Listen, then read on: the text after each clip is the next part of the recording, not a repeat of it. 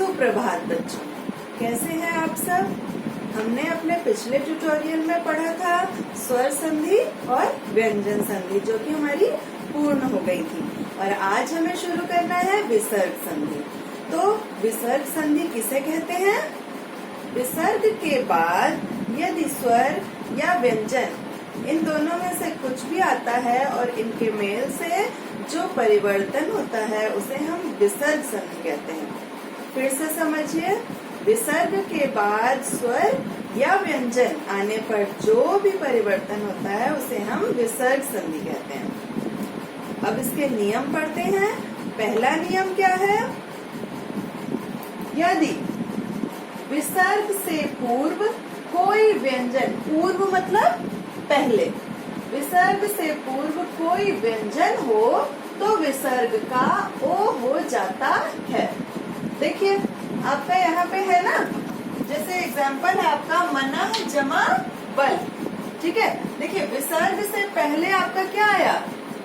व्यंजन, न व्यंजन है, ठीक है। तो विसर्ग से पहले यदि कोई व्यंजन आता है तो विसर्ग के स्थान पर हम ओ कर देते हैं। तो हमने यहाँ क्या किया? मनोबल, ठीक है। मनः जमा बल, मनोबल। फिर अब यहाँ देखिए तपः जमा वन, विसर्ग से पहले प है व्यंजन, तो हमने विसर्ग को किसमें परिवर्तित कर दिया? ओ में, तो तपोवन, ठीक है। मनः जमा बल, मनोबल, तपः जमा बल, तपः जमा वन, तपोवन, ठीक है। अब दूसरा है आपका नियम, यदि विसर्ग से पहले कोई स्वर हो, यहाँ पे क्या था? विसर्ग से पहले कोई व्यंजन हो, यहाँ पे क्या है? विसर्ग से पहले कोई स्वर हो तो विसर्ग का र हो जाता है। जो रेफ वाला र है ना, ठीक है, मतलब ये र आधा, समझ रहे हैं आप? अब देखिए उदाहरण, निह जमा अर्थक। अब देखिए निह विसर्ग है, विसर्ग के पहले क्या है? न में स्वर लगा है ई, ठीक है। तो स्वर आया तो हमने ये विसर्ग को र में परिवर्तित कर दिया और इसमें हलंत अवश्य लगेगा, ठीक है। निर जमा अर्थक, तो क्या बन गया? र। अब पूरा कैसे हुआ? र के बाद अ है, इसलिए हमने ये र को हलंत हटा दिया, इसका र पूरा लिखा, निरर्थक, ठीक है। निर जमा अर्थक का क्या बन गया? निरर्थक, क्योंकि यहाँ विसर्ग था नी है तो हमने विसर्ग को हटा के र किया। क्यों किया? क्योंकि विसर्ग से पहले स्वर था, ठीक है। तो निह जमा अर्थक का बना निरर्थक। ऐसे ही निह जमा आशा, विसर्ग से पहले ई स्वर है आपका, तो हमने विसर्ग को र में परिवर्तित कर दिया, तो निर जमा आशा। अब र में ये बड़ा आ जोड़ दिया तो रा निराशा, ठीक है। ये हो गया आपका निराशा। तीसरा है आपका नियम, यदि विसर्ग के बाद क, च, छ, श ये चार व्यंजन हो तो विसर्ग का श, श हो जाता है। मतलब या तो श शलगम वाला या तो श षटकोण वाला, ठीक है, ये हो जाता है। फिर से समझिए, यदि विसर्ग के बाद क, च, छ, श ये चार व्यंजन यदि हो विसर्ग के बाद, ठीक है, तो हम उसमें क्या परिवर्तन ला देते हैं?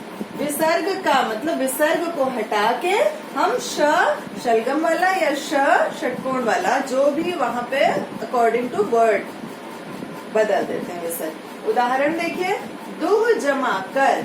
अब देखिए विसर्ग के बाद क आया है, यहाँ पे क, च, छ, श ये है। इन चारों का एक एक उदाहरण मैं समझा रही हूँ आपको। दुह जमा कर, अब क है इसलिए विसर्ग को हमने षटकोण वाले श में परिवर्तित किया, क्योंकि दुष्कर लिखने में हमेशा यही वाला श आता है, ठीक है। तो अकॉर्डिंग टू वर्ड मैंने बोला था, शब्द के अनुसार हम यहाँ पे श लिखेंगे, तो यहाँ क्या हो गया? दुष्कर, ठीक है। दूसरा है निह जमा चय। अब च का उदाहरण है कि विसर्ग के बाद च आए तो विसर्ग श में परिवर्तित हो गया, निश्चय, ठीक। ऐसे ही छ आया विसर्ग के बाद निह जमा छल, तो आपका क्या बन जाएगा? निश्चल, ठीक है। दुह जमा शासन। अब देखिए विसर्ग के बाद श आया तो हमने विसर्ग को श में परिवर्तित कर दिया, तो दुशासन। समझ गए? और ये हमेशा जब ये परिवर्तित होंगे श और श, तो ये हमेशा आधे रहेंगे, ये ध्यान रखिएगा। ये देखिए क्योंकि यहाँ पे हलंत लगा, ठीक है, तो इसीलिए यहाँ ये श आधा हो गया, तो दुशासन। ठीक है, इसके बाद आपका फिर से हम एक बार इसको रिवाइज करते हैं। पहला आपका है कि यदि विसर्ग के पूर्व कोई व्यंजन आए तो हम विसर्ग को ओ में परिवर्तित कर देते हैं, जैसे मनः जमा बल, मनोबल। दूसरा नियम हमने पढ़ा, यदि विसर्ग के पहले कोई भी स्वर आए तो हम उसको र में परिवर्तित कर देते हैं। ठीक है, देखिए र हमने बताया था, जिसका उदाहरण हमने बताया था निह जमा अर्थक, निरर्थक। ठीक है, तीसरा उदाहरण आज का हमने पढ़ा नियम की यदि विसर्ग के बाद क, च, छ या श हो तो विसर्ग को हटा के हम श शलगम वाला या श षटकोण वाला, ये दो श में परिवर्तित कर देते हैं शब्द के अनुसार। ठीक है, तो आज के लिए इतना ही हम पढ़ेंगे। कल के लिए हमारा एक नियम बचा है और उसके बाद हम अभ्यास कार्य करेंगे। तो आपका इसका जो एक तरह से हम कह सकते हैं कि गृह कार्य जो आपके हैं, गृह कार्य आपको क्या करना है, सारा अभ्यास कार्य जो भी इस पार्ट 3 संधि का अभ्यास कार्य है सारा आपको करना है। जब मैं कराऊंगी कल तो आप उसको मैच करेंगे।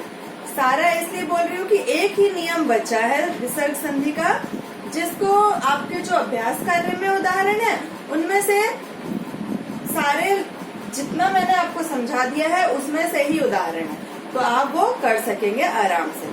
ठीक है, तो कल हमारा अगला ट्यूटोरियल होगा जिसमें कि हम एक नियम और अभ्यास कार्य करेंगे। आज के लिए 3 नियम है और आपका गृह कार्य।